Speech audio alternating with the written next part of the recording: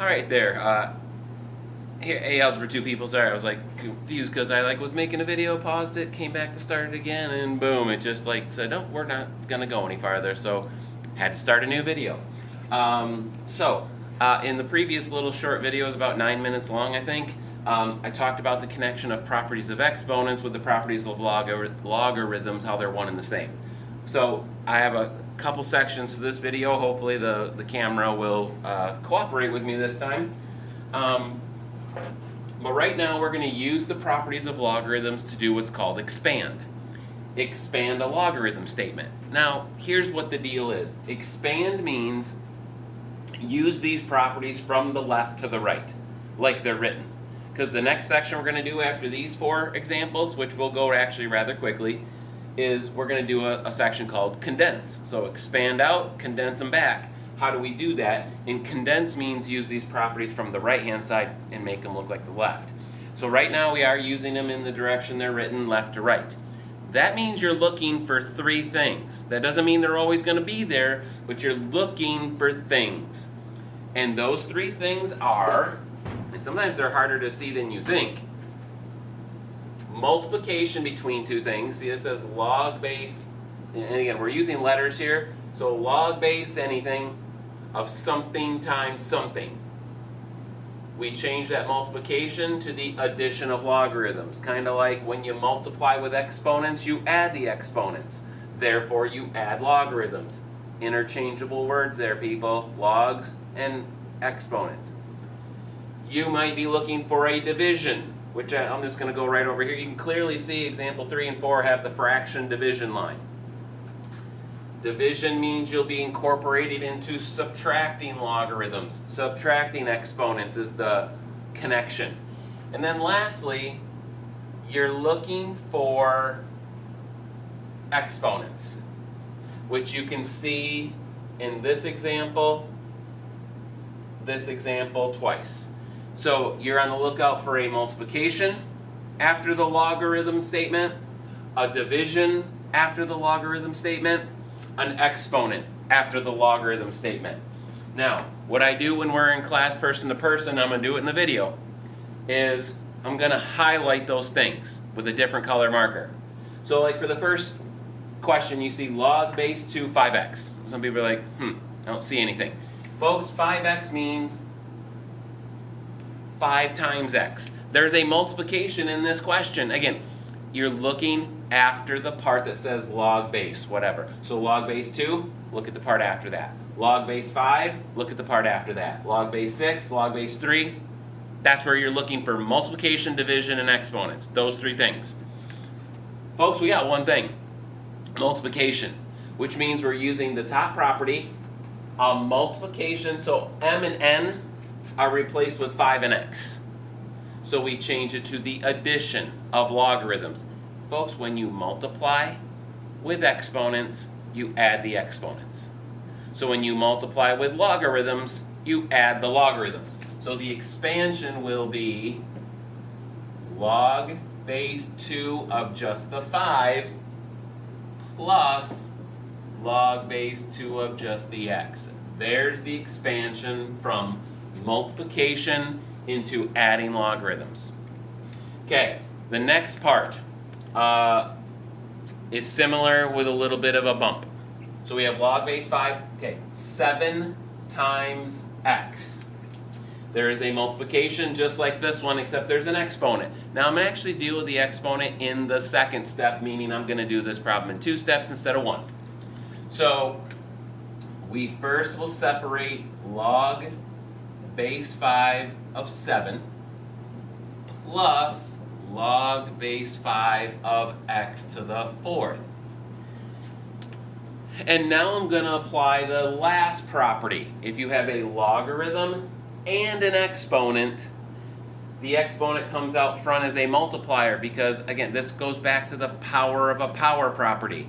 When you have a power to a power, you multiply the powers. When you have a power mixed with a logarithm, you multiply them together because the logarithm's an exponent, the exponent's an exponent, times them together. So on this portion, the 4 is going to move out front. So my final answer is going to be log base 5 of 7 plus, move that 4 out front, 4 times log base 5 of x. And there's your expanded form. All right, next one. We have ourselves a log base 6.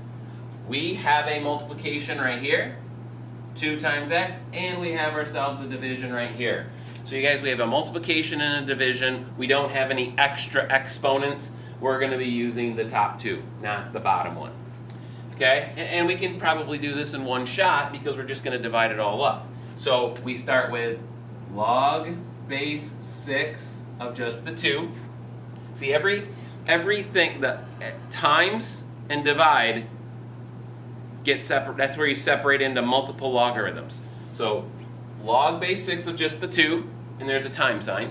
So that means plus log base 6 of just the x. And then there's the divide sign, which is separation for subtraction of exponents. And you do another log base 6 of y. There's that expansion. Okay?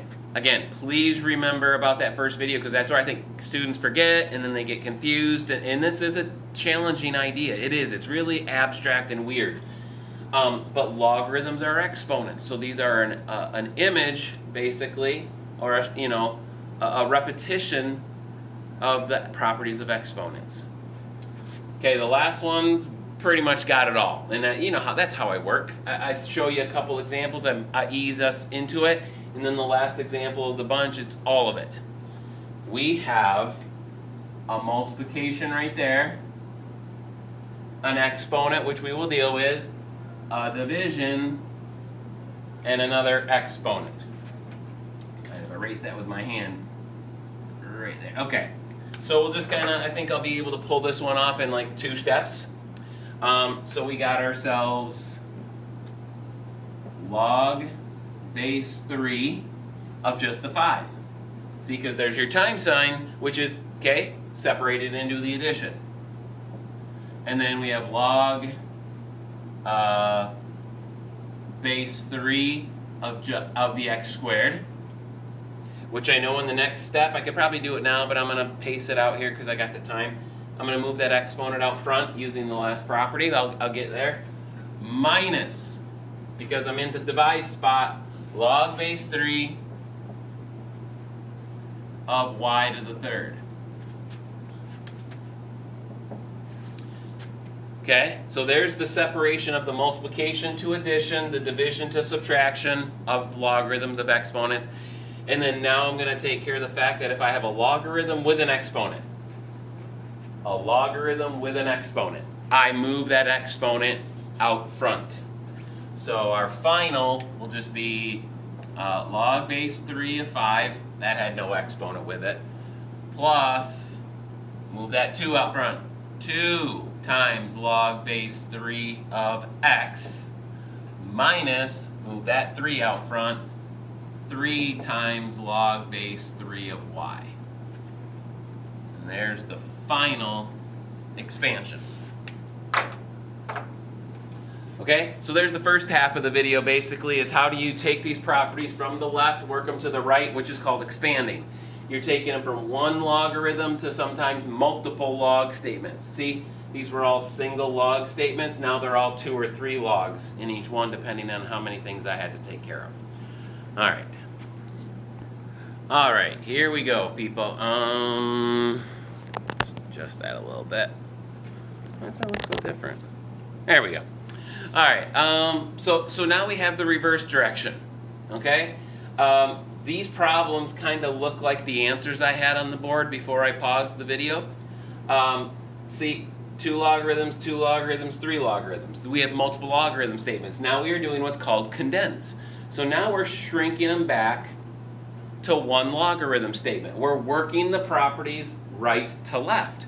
So now you're looking at different things. Now, let me backtrack.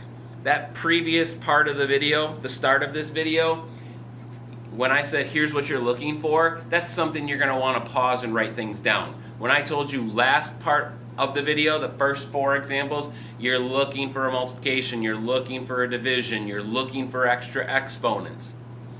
Now you're looking for something different. You're backing that up. You're retracing your steps. So now we are looking for, pause and write this down one at a time if you have to.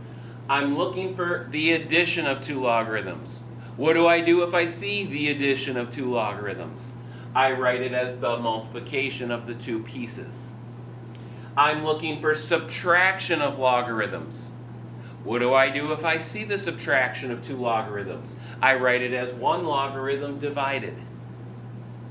And I'm looking for numbers in front of the logarithm. Where did the numbers in front of the logarithm originally come from? They were the exponent on the logarithm piece.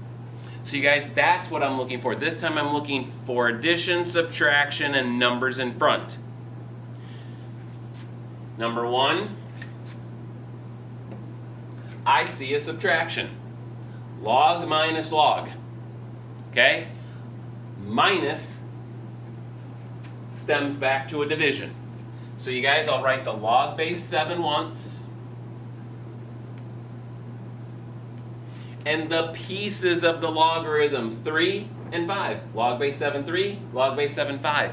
The subtraction goes back to a division in the order that you see it, so 3/5.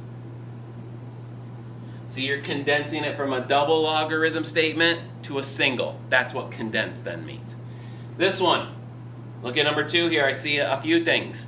I see an addition. Log base 2 plus log base 2. That's this property. But I also see a number in front of this logarithm, 3, and a number in front of this logarithm, 9. Numbers in front were originally an exponent. So I'm actually going to take care of that first. It's kind of just getting myself organized. This first statement I'm going to call log base 2 of x to the 3rd. I'm going to put that 3 back on. Okay, like let's see n here in front, put it back on. Put it back on the m, put it back on the x. And then this part, I'll call log base 2 of y to the 9th. Put the number in front back on here as its exponent, and there we go. Lastly, write log base 2 once. And the 2, it's a plus here. So the 2 pieces we're talking about should have been multiplied together. So we would just call it x to the 3rd, y to the 9th, knowing that this implied multiply. So you remember in the first part of this video, I put the times signs in there with the red marker to emphasize it, and so when we write our final answer, it's not normally there. Now you can put the times sign there if you want, but I'm just, yeah.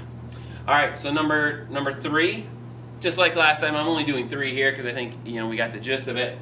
I saved the last one to have all of it. I see an addition, which means I'll be using property number 1 up here. I see a subtraction, which means I'll be using the division part. And I do see a couple of numbers in front of logarithms, which means I'll be doing the exponent.